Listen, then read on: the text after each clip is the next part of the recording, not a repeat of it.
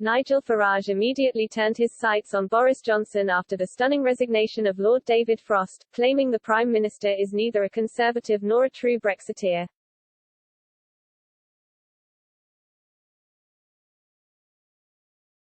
Lord Frost's decision was being widely reported on Sunday, with the Mail on Sunday suggesting it had been prompted by the introduction Plan B COVID measures, including vaccine passports. He is also thought to be unhappy at planned tax rises and the cost of net zero environmental policies.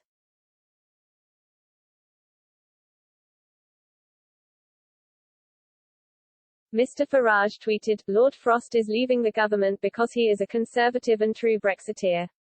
Boris Johnson is neither."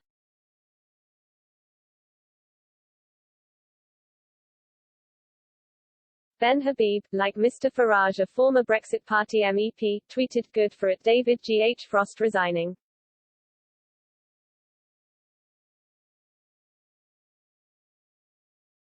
He's right to dissociate himself from this failing government."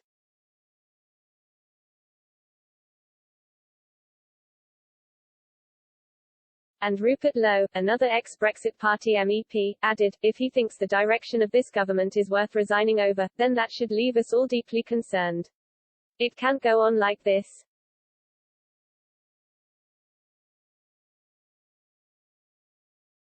Mr. Johnson is under intense pressure as the Omicron variant fuels a sharp rise in coronavirus cases, with 99 Tories voting against the government in protest at plans to introduce vaccine passports last week.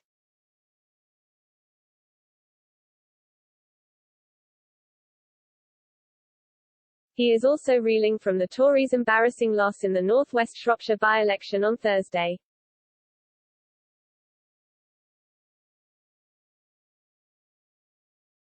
Martin Daubney, also a former Brexit Party MEP who is now deputy leader of the Reclaim Party, tweeted, "This is precisely what we said at the Reclaim Party from day one of this campaign.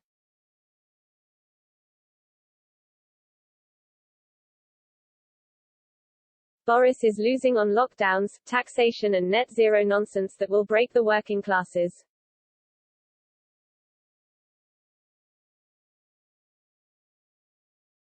Keep this guff up and North Shropshire will merely be the beginning of the Tory nightmare.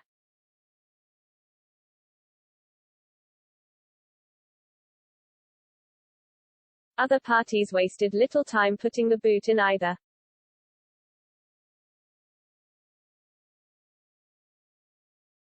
Baroness Jenny Chapman, who as Labour's Shadow Minister of State at the Cabinet Office is Lord Frost's opposite number, said, "The government is in chaos.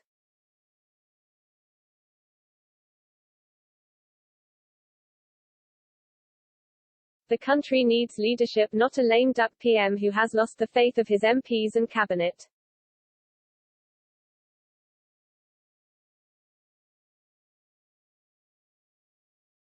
Boris Johnson needs to get a grip, tell us his plan for the next few weeks and bring certainty for the people of Northern Ireland by unblocking the stalemate over the protocol.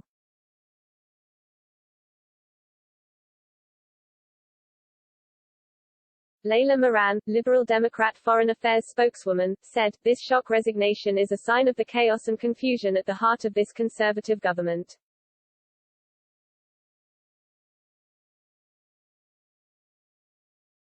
The rats are fleeing Boris Johnson's sinking ship as he lurches from crisis to crisis."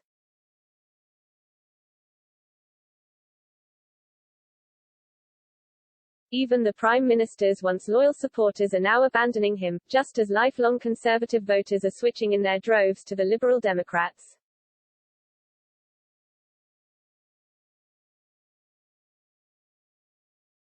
At a time we need strong leadership to get us through the pandemic, we instead have a weak Prime Minister who has lost the support of his allies and the trust of the British people.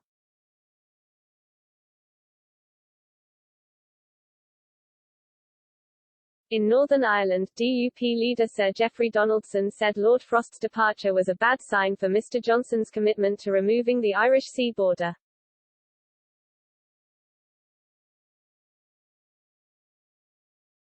Sir Geoffrey said, "This government is distracted by internal strife, and Lord Frost was being frustrated on a number of fronts."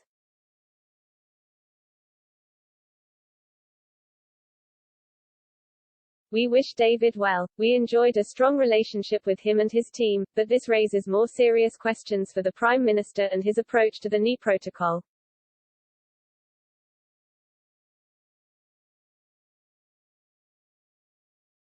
In his letter of resignation to Mr. Johnson, Lord Frost said, "You know my concerns about the current direction of travel. I hope we will move as fast as possible to where we need to get to, a lightly regulated, low-tax, entrepreneurial economy, at the cutting edge of modern science and economic change."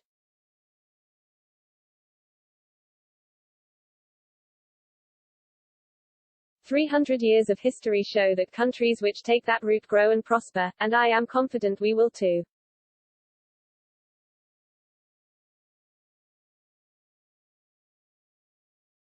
He added, "We also need to learn to live with COVID, and I know that is your instinct too."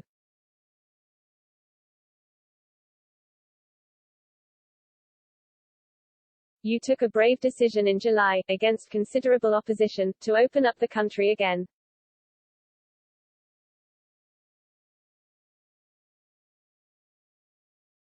Sadly it did not prove to be irreversible, as I wished, and believe you did too.